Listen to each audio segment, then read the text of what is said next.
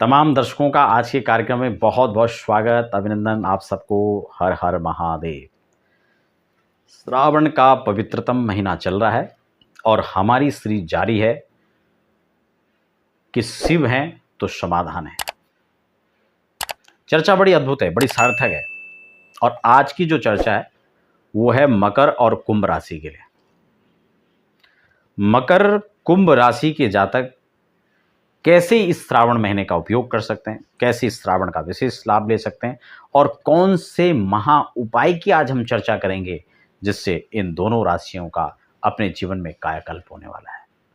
कैसे उत्तरोत्तर आप आगे बढ़ सकते हैं, कैसे कौन से साधन से आप हरे हुए थके हुए, अपने को व्यथित ठगा हुआ परिश्रम करते करते आप परेशान हो चुके थे, थकित और व्यथित महसूस कर रहे थे, तो कैसे अब आप आगे जाने के लिए एक नई ऊर्जा के साथ आगे बढ़ सकते हैं।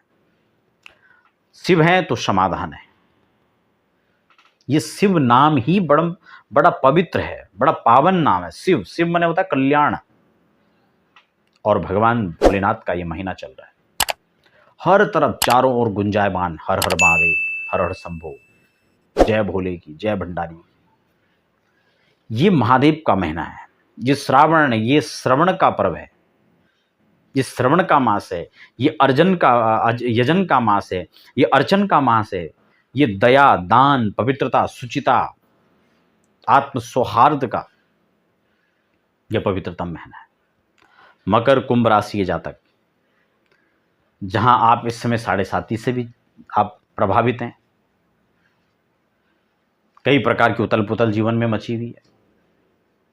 हर व्यक्ति के जीवन में कोई ना कोई कष्ट है, क्लेश है, लेकिन क्या हार थक करके सर पकड़ करके बैठ के काम चल जाएगा? नहीं। परिश्रम आपके व्यक्तित्व को निखारेगा। वो परिश्रम आपको आगे बढ़ने के लिए एक रामबाण आपके पास औषधि है। वो परिश्रम आपके पास सूत्र है। बस परिश्रम तो आप करते रहते हैं, मेहनत तो करते रहते हैं, लेकिन रहमत की छांव जब तक नहीं होगी तो तब तक परिश्रम भी व्यर्थ चला जाएगा।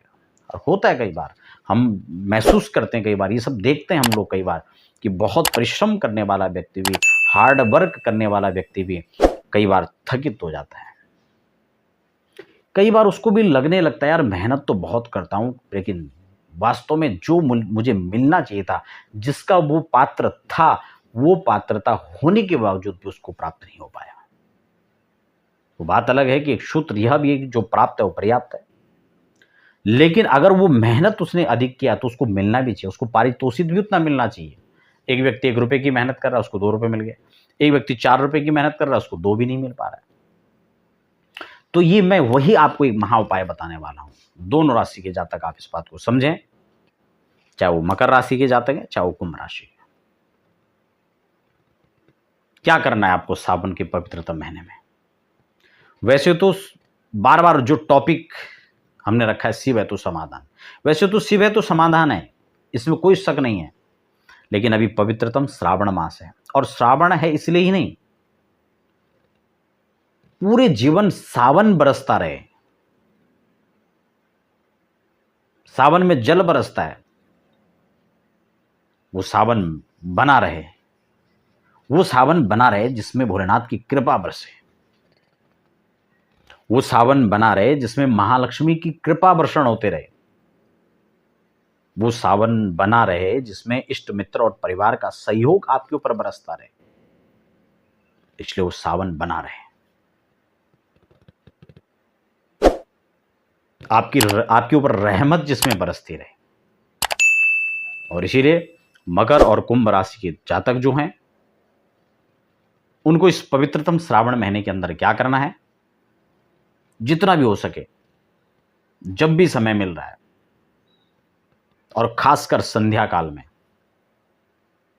क्योंकि प्रदोष काल की पूजा देवादिदेव महादेव को अति प्रसन्न करने वाली पूजा है। वैसे तो सुबह भी जल चढ़ाएं, लेकिन आप नौकरी पेशे वाले हैं, सुबह आपको समय कम मिलता है। वैसे मैं इस बात से इत्तेफाक नहीं रखता हूं कि हमें समय नहीं मिलता है, क्योंकि समय तो आप निकालते नहीं, इसलिए नहीं मिलता है। आप सुबह भी 1 लोटा जल चढ़ा करके जाएं, मंदिर बहुत दूर है तो आप घर में नर्मदेश्वर रख लें, आप स्फटिक शिवलिंग रख लें, आप पारद के शिवलिंग रख लें। अब कई लोग कहेंगे कि नहीं घर में तो रखता ही नहीं है, तो वो मिथक है। आप घर में रखिए और पूजन कीजिए, घर में उनको जल अर्पण करें। इसलिए ये काम आपको करना है। और मंदिर में जाकर के जब स्पेशली आप पूजा करते हैं तो अभिषेक की जो विधि है, दूध, दही, शक्कर, शहद, ठीक है, और घृत। दूध, दही, घी, शक्कर, मधु, पांचों का मिश्रण आप करके पंचामृत बना लें। हो सकता है व्यवस्था है तो आप छोटी छोटी कटोरी में अलग अलग भी सारी सामग्री ले लें। और सबसे पहले महादेव को दूध से स्नान कराएं। ओम पयः पृथिव्यां पय ओखधीश पयो दिव्यंतरिक्षे पयोधाहा पयस्वती प्रदर्शन्तु मह्यम। मंत्र आपको नहीं आता है, मुझे, मैं मानता हूं, मैं समझता हूं इस बात को। कुछ नहीं करना, ओम नमः शिवाय, ओम नमः शिवाय कहते हुए आपको दूध चढ़ाना है खूब भगवान को। अच्छा, ये जो दूध, दही, ये पंचामृत जो प्रक्रिया है, ये देवताओं को स्नान कराने के लिए शैम्पू और साबुन का प्रयोग जैसे हम करते हैं अपने जीवन में, ऐसे ही उनके लिए ये वही काम करते हैं। और प्राचीन काल में तो हमारे यहाँ दूध दही इतना होता था कि लोग भी नहाते थे उससे, और आशीर्वाद भी इसी का देते थे कि दूध दूध से नहाओ, दूधो नहाओ पूतो फलो, दूध घी से नहाते रहो। इसलिए उससे स्नान कराया जाता है महादेव को। दूध के बाद थोड़ा सा जल डाल दीजिए, आचमनी जल, फिर दही से स्नान कराइए, फिर थोड़ा जल डालिए, फिर घृत से कराइए, फिर जल डालिए, फिर मधु डालिए, फिर थोड़ा जल डालिए, फिर शक्कर डालिए, फिर थोड़ा जल डालिए। ओम नमः शिवाय मंत्र, वही महामंत्र है नहीं है, आप महामंत्र का प्रयोग कीजिए। और फिर अंतिम में जल का लोटा डाल करके अभिषेक करें, साफ करने के बाद पूरा। उसमें आप रुद्र सूक्त का पाठ आपको आता है, मैंने रुद्र सूक्त की वीडियो बनाई, आप उसको चला के पढ़ सकते हैं। नहीं आता तो कोई बात नहीं, छोड़ो उसको। आप 108 बार ओम नमः शिवाय पढ़ लो, नहीं है तो 1000 बार पढ़ लो, आपको व्यवस्था ज़्यादा है तो, और नहीं है तो 11 बार पढ़ के भी आप ओम नमः शिवाय, ओम नमः शिवाय जल चढ़ा दो। और कुछ भी नहीं है तो आप नॉन स्टॉप जितना जो भी आपके काउंटिंग आपके मन से निकल रही है आप करते जाओ, जल चढ़ाते रहो। ओम नमः शिवाय, ओम नमः शिवाय महामंत्र है, या त्र्यंबकम जजामहे जो मंत्र है आप उससे कर दीजिए, शिव शिव शिव कह कर कर दीजिए। तो ये छोटे छोटे मंत्र हैं जो महामंत्र हैं, आप इसके द्वारा जलाभिषेक करें और भोलेनाथ का ये जप करें। बेलपत्र आप चढ़ा सकते हैं, भांग धतूरा आदि एकत्र करके वो चढ़ा सकते हैं। उसके बाद गंधाक्षत पुष्प भगवान को अर्पण करें, थोड़ा हल्दी, अभ्रक, सेंट है, इनको आप चढ़ाएं, जीवन में सुगंधी बनी रहे। फिर अपने हस्त प्रक्षालन के बाद आप कुछ नैवेद्य भगवान को भोग लगाएं, जो भी आपके पास है, मेवा, पंचमेवा और जो कुछ है, फल है, सब भोग लगा लें।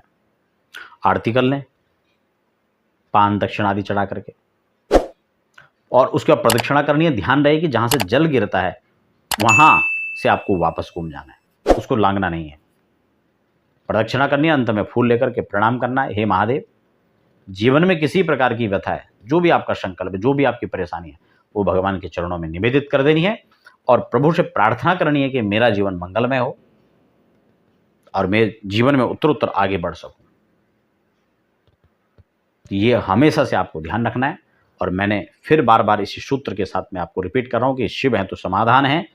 समस्या जीवन की कोई भी है, अगर शिव है तो समस्या का समाधान भी है। दुनिया में कोई ऐसी समस्या नहीं जिसका समाधान नहीं है। हमारे पथ प्रदर्शक अच्छे होने चाहिए, हरि कृपा हमारे ऊपर बनी रहनी चाहिए। और वो कब बनेगी? जब हम लगातार उसके सामिप्य में रहेंगे।